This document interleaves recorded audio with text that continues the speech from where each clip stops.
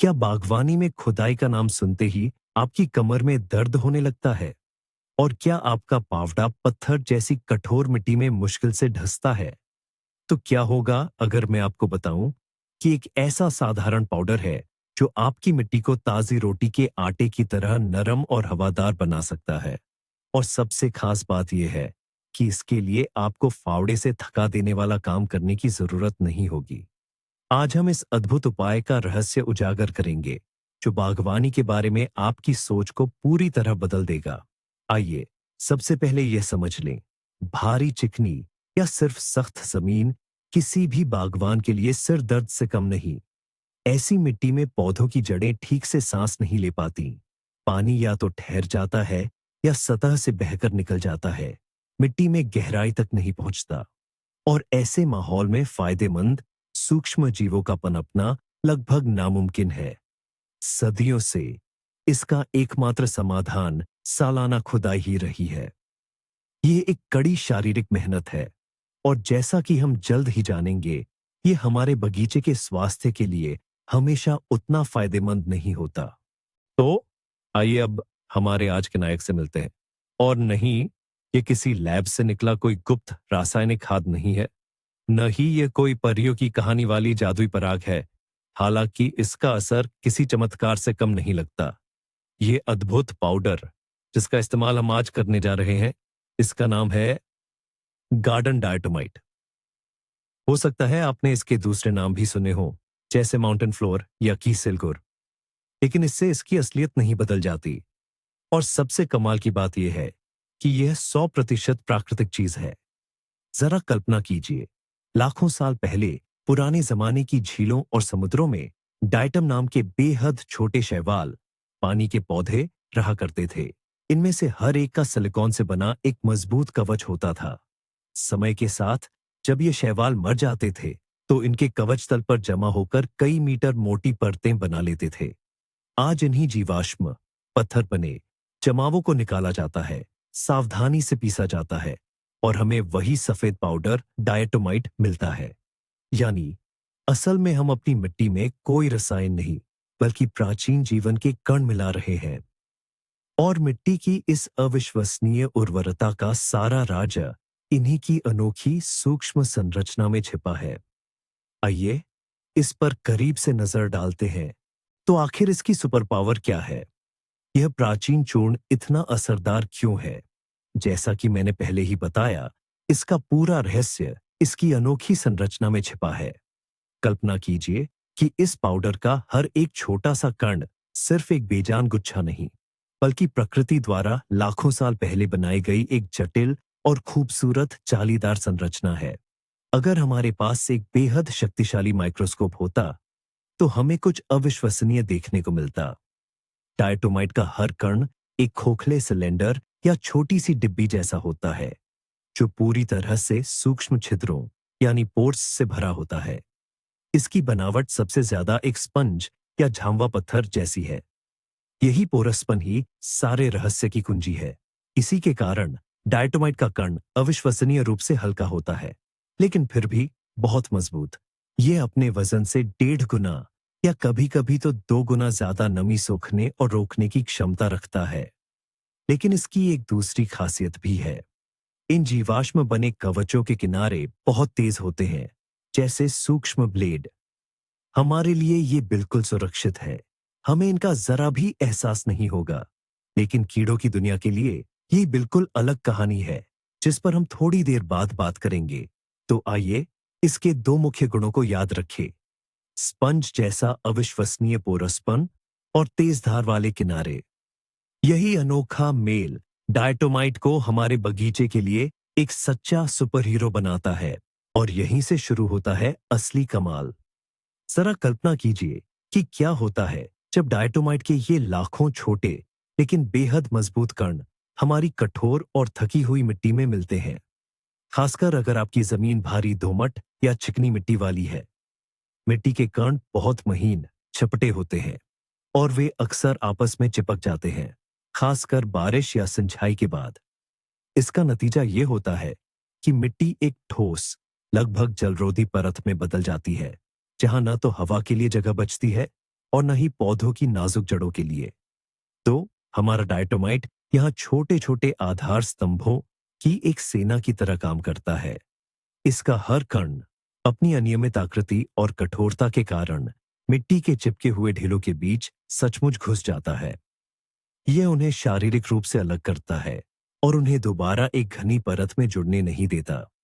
यह कोई रासायनिक प्रतिक्रिया नहीं, बल्कि सूक्ष्म स्तर पर विशुद्ध यांत्रिकी है।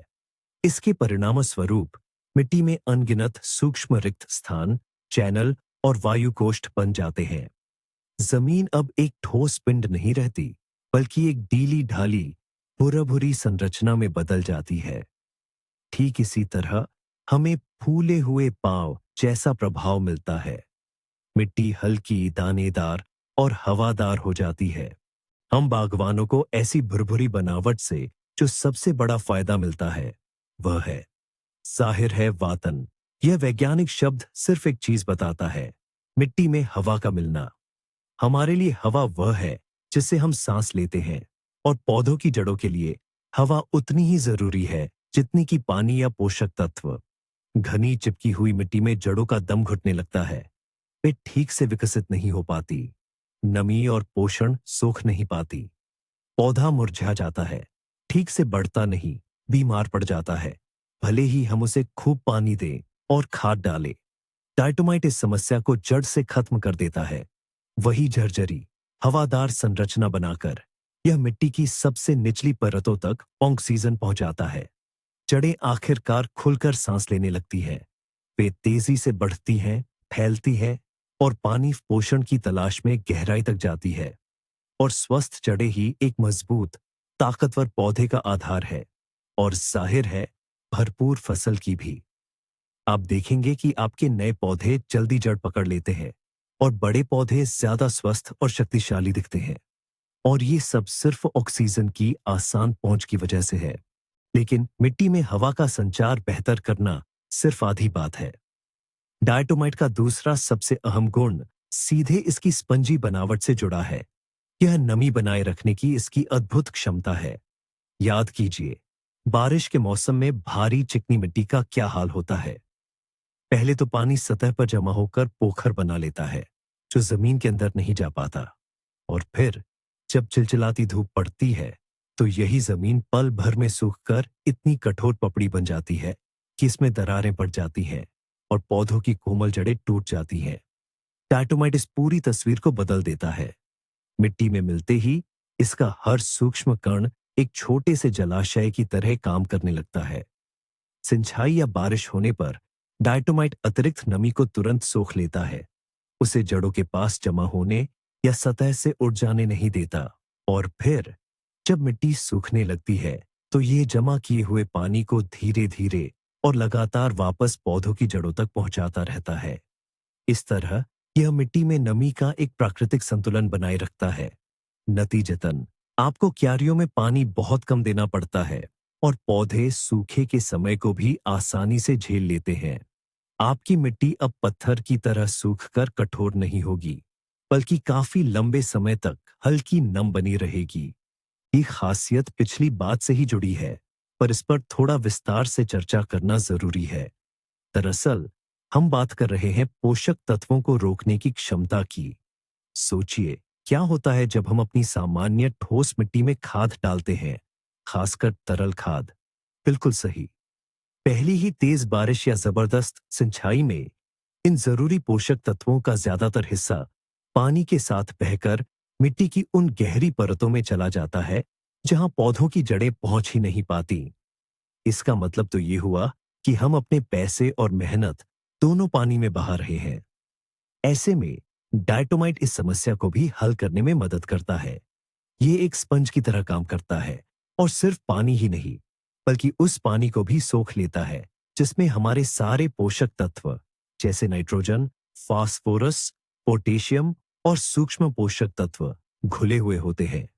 यह उन्हें अपनी सूक्ष्म छिद्रों में कैद कर लेता है, जिससे वे जड़ों के आसपास के क्षेत्र को इतनी आसानी से नहीं छोड़ पाते। और फिर नमी के साथ यह धीरे धीरे इन अनमोल पोषक तत्वों को पौधों को तभी देता है जब उन्हें इनकी सबसे ज्यादा जरूरत होती है। नतीजतन हर बार खाद डालने की प्रभावशीलता कई गुना बढ़ जाती है। पौधों को संतुलित और लंबे समय तक मिलने वाला पोषण मिलता है, जिसका सीधा असर उनकी वृद्धि, फूलों की अच्छी पैदावार और जाहिर तौर पर फसल की गुणवत्ता और मात्रा पर पड़ता है। अब हम एक ऐसे सवाल पर आ गए हैं जो शायद सबसे सुखद और महत्वपूर्ण भी है। इस जादुई पाउडर को मिट्टी में कैसे डालें, वो भी बिना थका देने वाली गहरी खुदाई किए। दरअसल इसका पूरा मकसद अपनी जिंदगी को आसान बनाना है, न कि अपने लिए नया काम पैदा करना। और इसमें सबसे अच्छी बात यह है कि डायटोमाइट डालने का तरीका बेहद सरल है, इतना आसान कि आप सोच भी नहीं सकते। इसके लिए हमें पावड़े की जरूरत नहीं पड़ेगी। मिट्टी की भारी परतों को पलटने की बात तो बिल्कुल भूल जाइए। हम जिसे सतही विधि कहते हैं, उसका इस्तेमाल करेंगे। यह तरीका प्राकृतिक खेती के सिद्धांतों में पूरी तरह से फिट बैठता है।